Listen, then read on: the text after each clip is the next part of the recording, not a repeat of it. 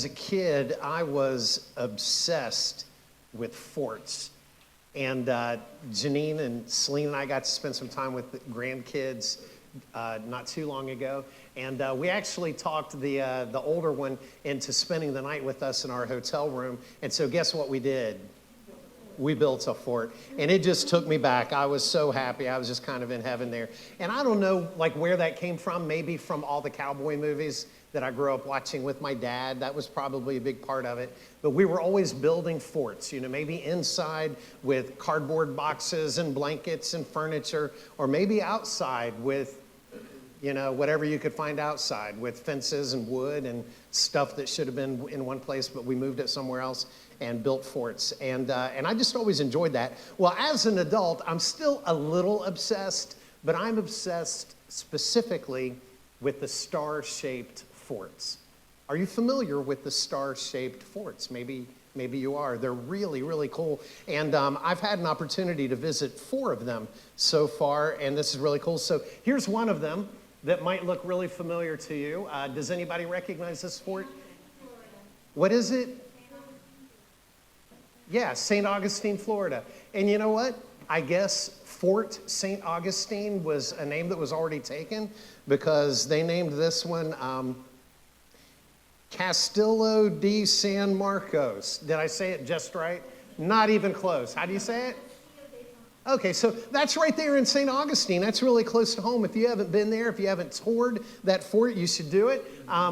I'm not lying. Out of all the forts that I visited, this is the only one where during the tour, they told us that they literally have a flushing toilet at that fort. If you've been there, you probably know what I'm talking about.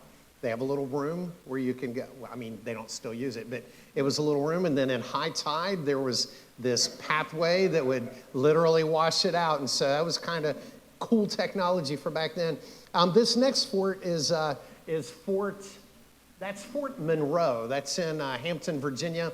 I visited that fort by accident.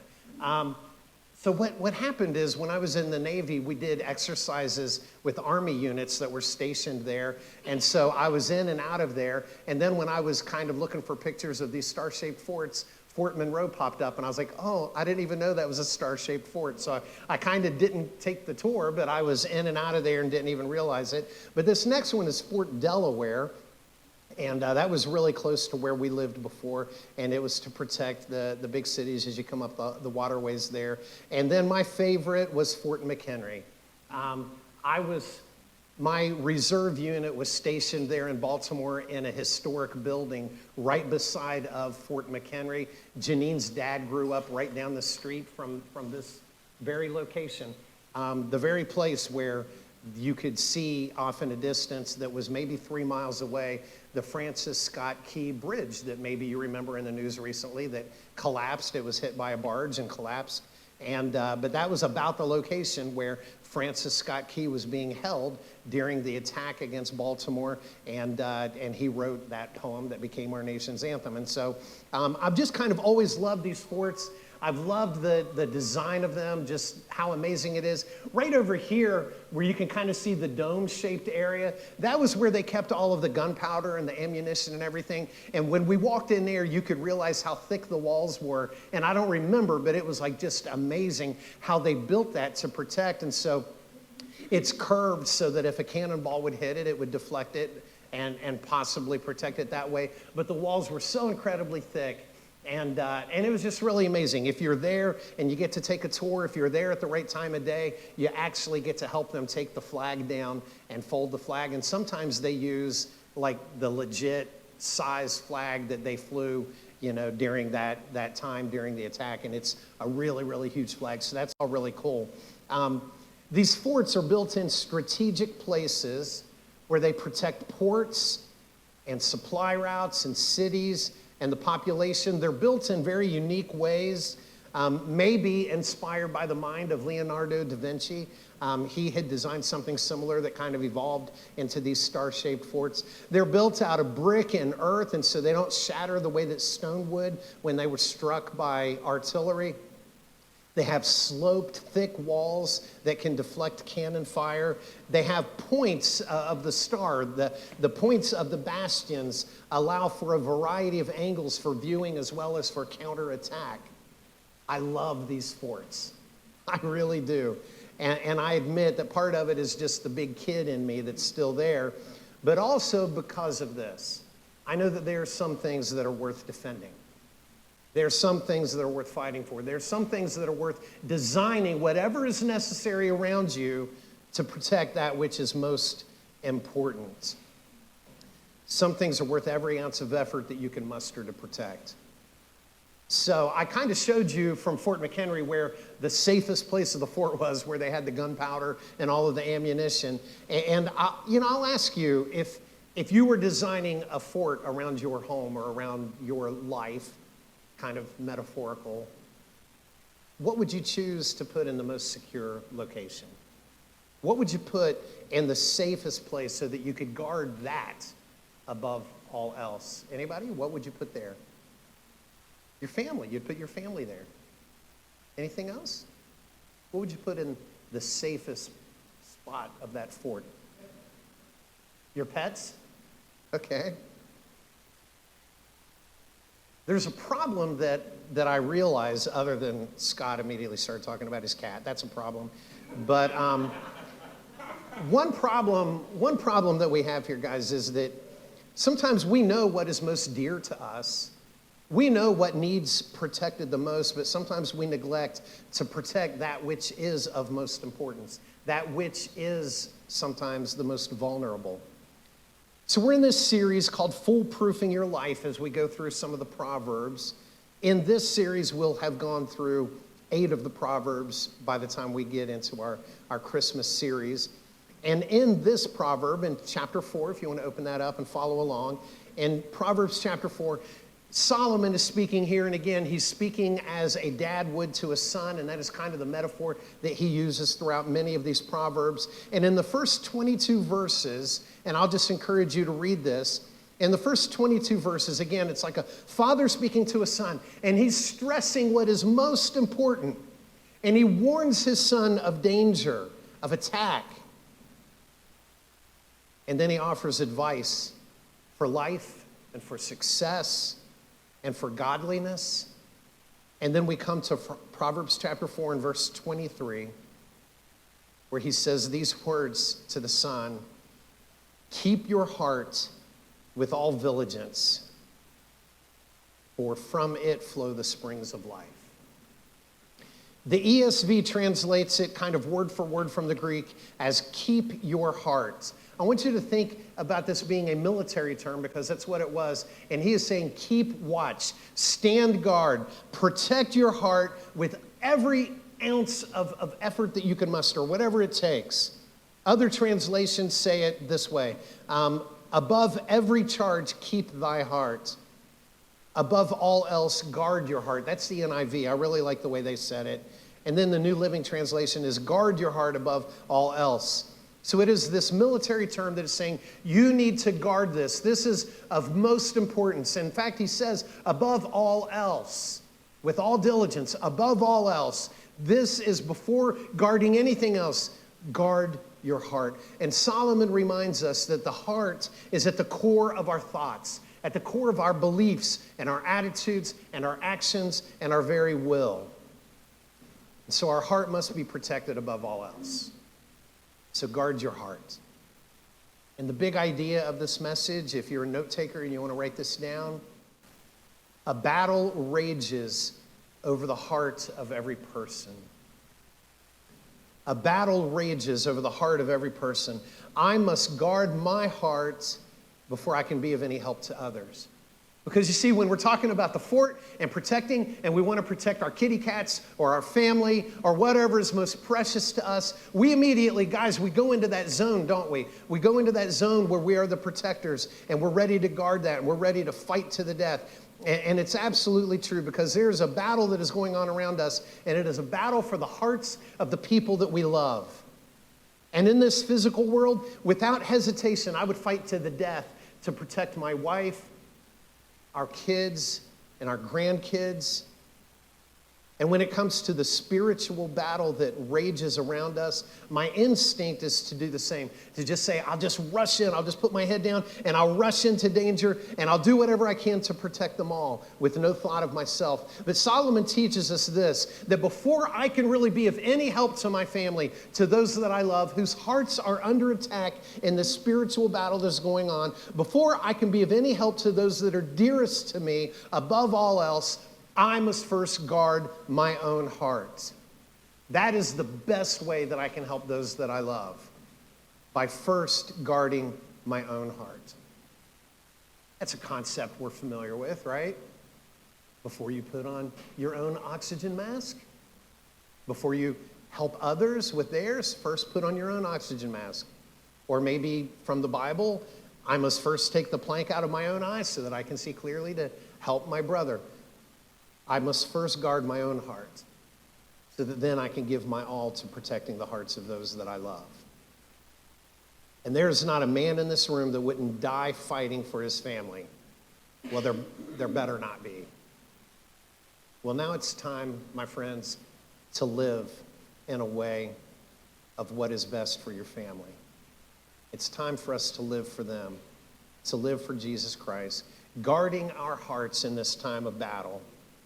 Solomon was filled with wisdom and creativity that was beyond anyone that the world has ever seen. Any of the inventors throughout history, Da Vinci, Tesla, Edison. And so we should listen when he gives us advice in 3 ways he mentions in this proverb that we can be on guard. Ways that are as practical as the sloped walls and the pointed bastions of the Star Fort. And it is a good thing that they're so practical because we're going to need them. And so number 1, he teaches us, above all else, I must guard what I say. I must guard what I say. Do you guys understand that the words that come out of our mouths are a reflection of what is in our hearts? Absolutely. And Solomon wrote these words as a father talking to a son. And now we're in verse 24. He said, put away from you crooked speech and put devious talk far from you. Because crooked speech reveals a crooked heart. So don't lie, don't mislead. And I like to tell people this when this comes up. Sometimes we feel like, we get our backs up against the wall and somebody's drilling us with a bunch of questions. It's like, man, I really, this isn't really any of their business and I don't really want to share what they're asking me for, but we feel obligated to answer all these questions. And so maybe we say something that's a little misleading. I want to tell you that you're not obligated to answer every question that you're asked. You can say in a very polite way, I'd rather not talk about that. Or in a less polite way, none of your business. Or you can say beeswax if you want to go way back, right? You don't have to answer every question. So don't put yourself or allow yourself to be backed into situations where you feel like, man, I have to be a little dishonest here because I don't want to answer that question. Now, teenagers, to your parents, I encourage you to answer every question honestly and straightforward. But I'm just talking in general, guys, in life. You don't have to answer every question. You can say, I'd rather not talk about that. But we're told here to be straight and to be truthful with the words that come out of our mouths. And then he says to put devious talk away from you. Devious talk goes even a step further than just this deception that sometimes we get caught up in. This is skillfully and intentionally manipulating words to achieve an underhanded goal. It's like, man, there's something that I got this agenda I'm kind of working here, and it's going to hurt other people, but it's going to benefit me, however that plays out. And so I'm being kind of devious in the way that I'm saying things. It's premeditated. It's working towards an agenda. And I need to know that my words have great power for both good and for bad. We're reminded of that by the brother of Jesus who wrote in James chapter 3, verses 5 and 6, he said, how great a forest is set ablaze by such a small fire, and the tongue is a fire. a world of unrighteousness. The tongue is set among our members, straining the whole body, setting on fire the entire course of life. And it's set on fire by hell. And then in verse 8 he said, it is a restless evil full of deadly poison. He's talking about how small the tongue is, but how powerful and dangerous our words can be. Our words can give incredible blessing and encouragement to people, or they can be used in terrible and devious and crooked ways. Solomon says, stay away from that. Be straight with your speech. Guys, if you squeeze a tube of toothpaste right in the middle, what comes out of it? What comes out of your tube of toothpaste? Okay, yeah, not a trick question. So you squeeze a tube of toothpaste, you get toothpaste. You squeeze a bottle of ketchup, you get, okay, yeah. Whatever's on the inside is what comes out when you're under pressure. And the same is true with what's inside of our hearts. The words that come out of our mouths are a reflection of what is inside of us, what is in our hearts. And Jesus taught us how to determine a person's character. It's by what comes out of that person. And if that sounds mean or unfair, wait until you're conducting an interview to hire someone, or wait until you're talking to somebody that's thinking about, wanting to date your daughter. Okay, so all of a sudden, yeah, I'm going to be judging someone's character by the things that are coming out of their mouths. I'm going to learn a lot by this person. Guys, that's why dads ask so many questions. I'm going to be honest, they're not that interested in your class or, what you did in math today or, what sports team you like. They're getting to know you and they're just kind of listening to how you talk and the things that come to your mind. We can tell whether a tree is good or bad by looking at its fruit. Good, helpful, healthy fruit comes from good trees. If the tree is healthy on the inside, then good will be seen on the outside. And the same is true with people. Luke 6:45, the good person out of the good treasure of his heart produces good, and the evil person out of the evil treasure produces evil. For out of the abundance of the heart, his mouth speaks. So I need to pay attention to what I say and how I say it. And if I am consistently being deceptive or being rude or being unfruitful in the way that I talk, then I may have a heart problem. And number 2, Solomon teaches us above all else, I must guard what I see. I must guard what I see. Have you ever wished that you could unsee something? I think we all have. Wished that you could unsee something. Maybe you saw something by accident, or maybe it was intentional. Maybe you just saw something that was horrific or disturbing or perverted or evil. The things that we see leave scars behind that can take a very long time to heal. And Solomon continues with his fatherly advice in verse 25.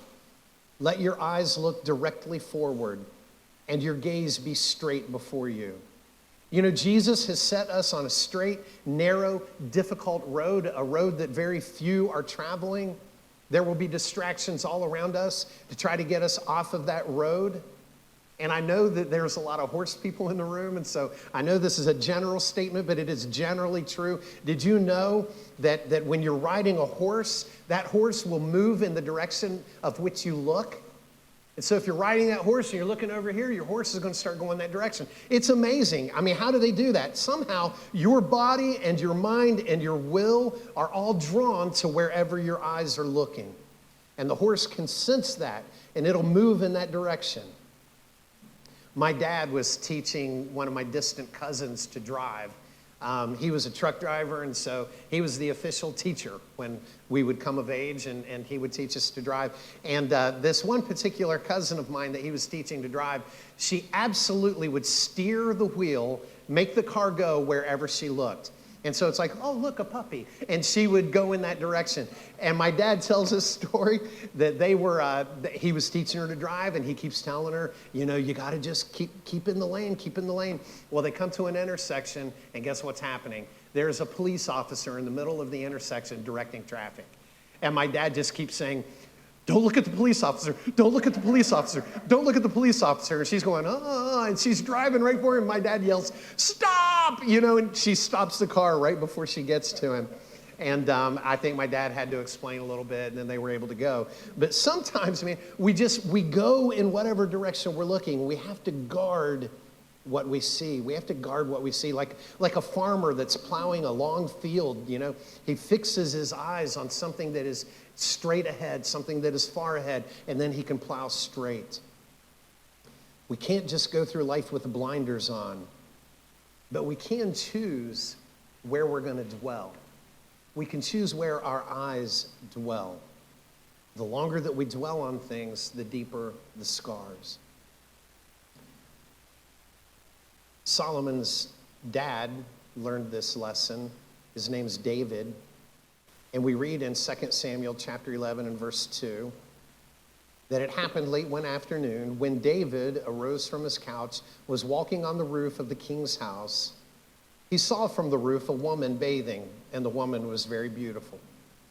So David could have just bounced his eyes. I mean, he probably wasn't up there looking for trouble, but he found trouble. And he was a married man, and she was a married woman, and you probably know that story. But he could have bounced his eyes. He could have just said, oh boy, and just kind of, went somewhere, got busy doing something.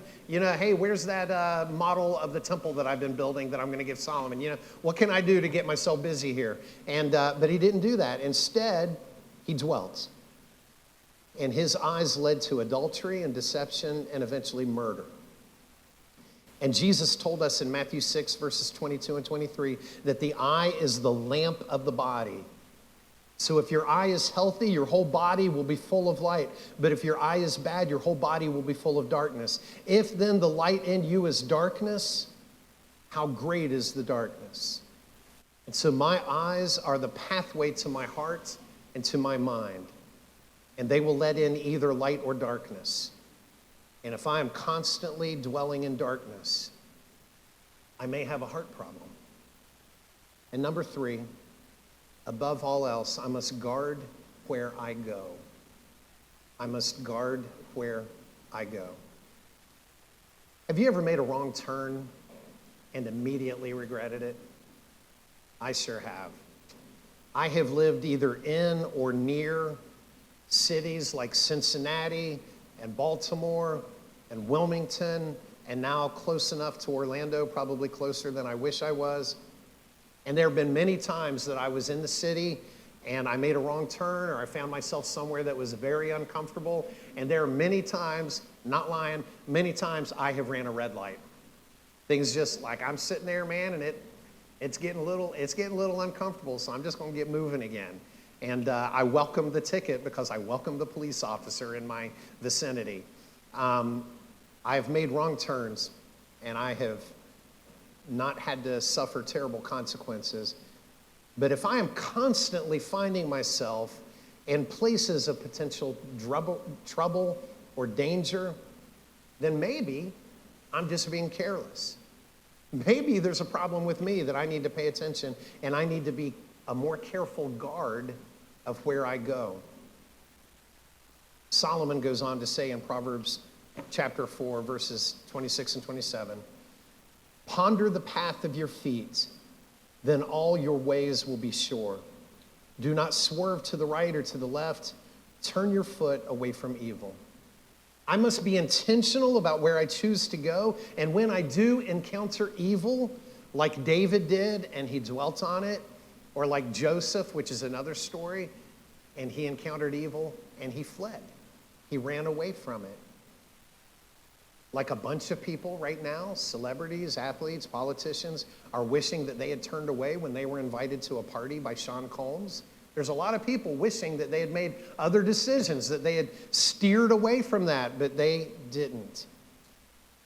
Psalm 1 and 2 says, blessed is the man who walks not in the counsel of the wicked, nor stands in the way of sinners, nor sits in the seat of scoffers, but his delight is in the law of the Lord.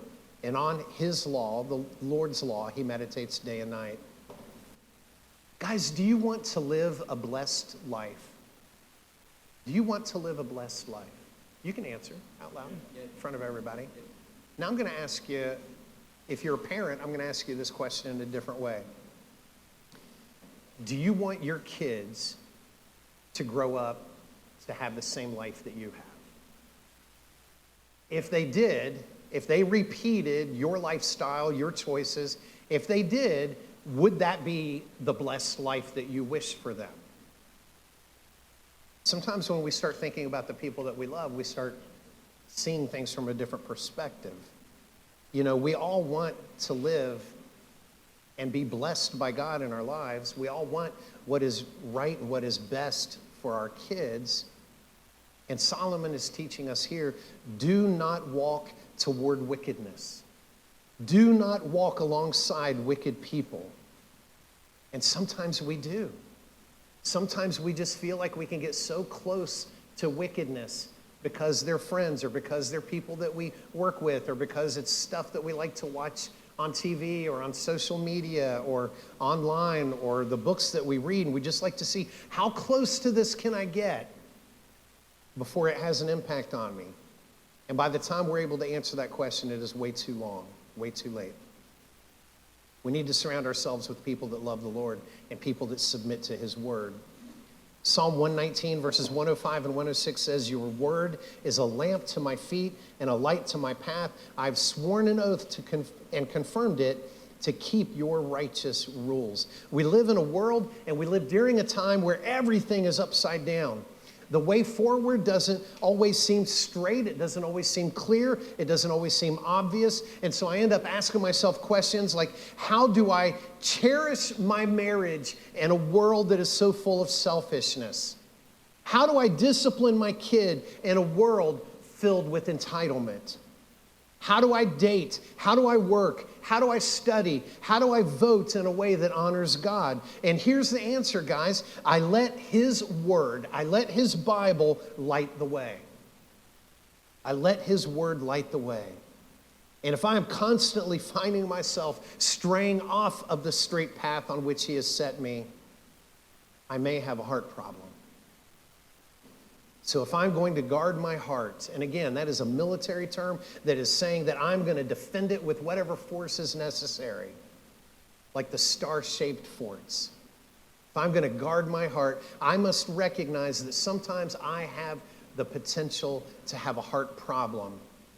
And so I have to ask myself, do my words indicate a problem? Does what I see, and I think that we can apply that principle to all senses, what I see and hear and smell and taste and what I feel, do these things give warning that there might be a problem inside of me? And what about where I go, whether we're talking about physically or emotionally? Where do I let my mind wander? Where do I go?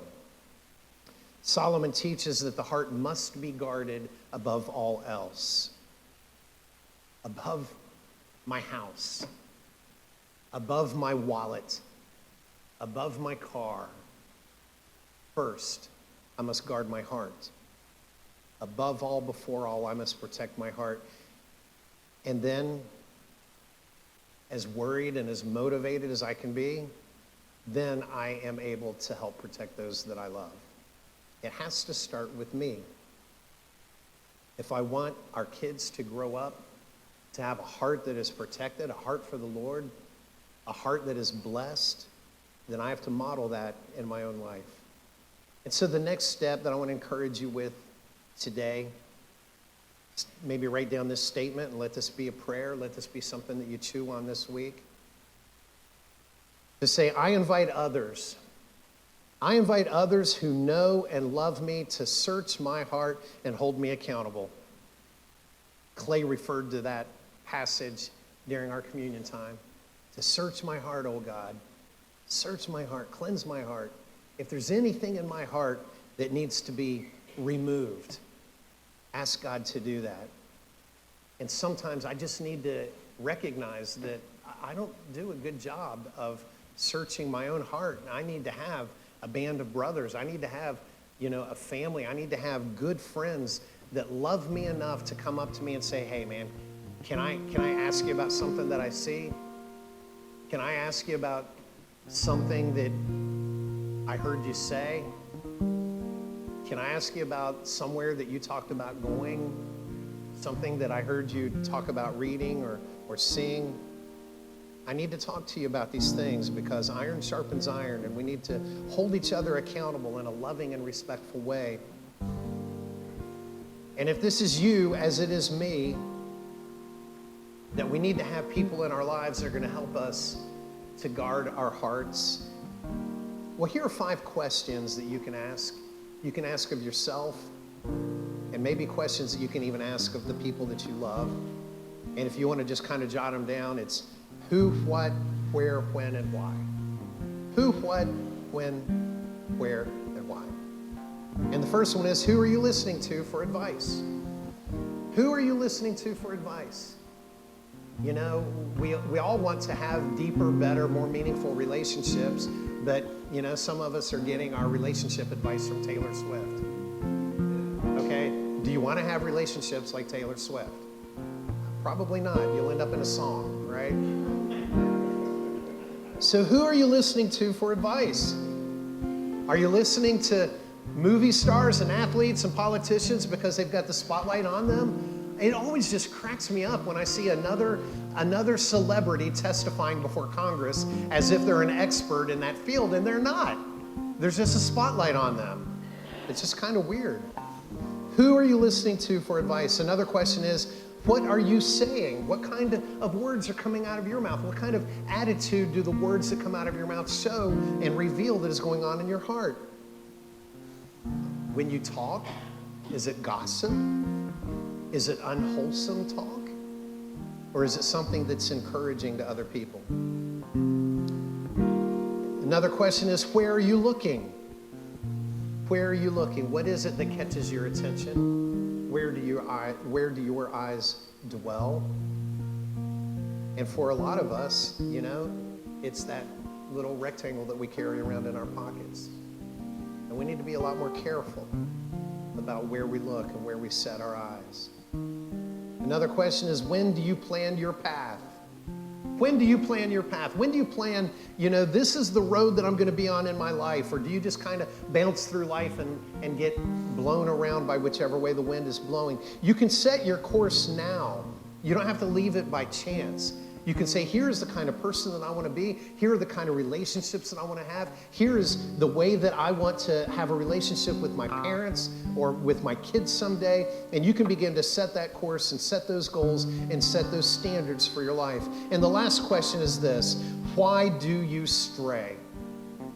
Why do you stray? When you find yourself or catch yourself off course, making terrible mistakes, why is it that you stray? And I'll give you one piece of advice. Sometimes you need to change your playmates and your playground. Sometimes you need to change your playmates and your playground. Sometimes you need to change the people that you're spending time with.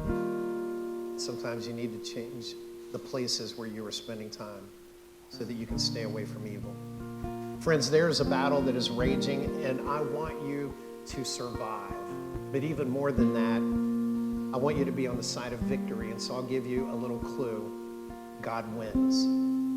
God wins. Jesus Christ left heaven and came to earth so that he could be born into a very humble family and grow up living a perfect life and begin a ministry that showed God's love and communicated God's, you know, call to repentance to the world around him and to our world today.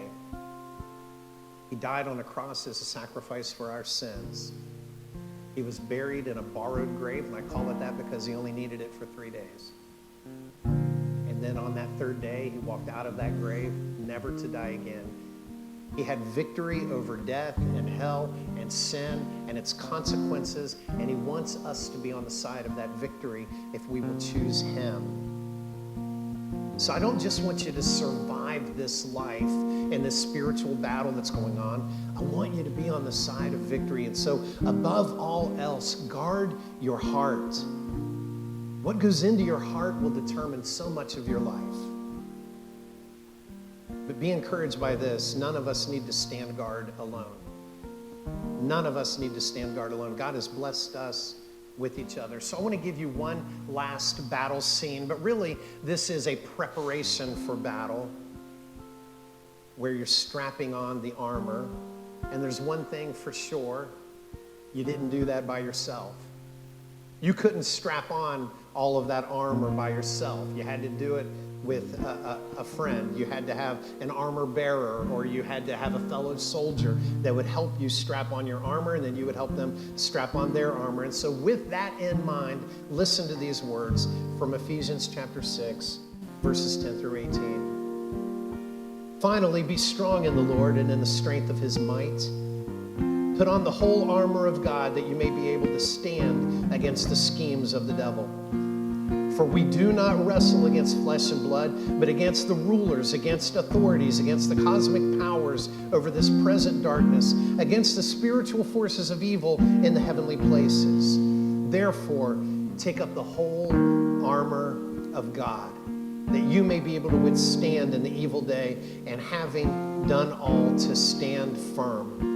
Stand therefore, having fastened on the belt of truth, and having put on the breastplate of righteousness, and as shoes for your feet, having put on the readiness given by the gospel of peace. In all circumstances, take up the shield of faith, with which you can extinguish all the flaming darts of the evil one, and take the helmet of salvation and the sword of the Spirit, which is the word of God, praying at all times in the Spirit, with all prayer and supplication. Friends, guarding your heart sounds like a violent endeavor, because the battle is real. The battle is real. But be encouraged. God has provided all that we need. So praise God for his provision.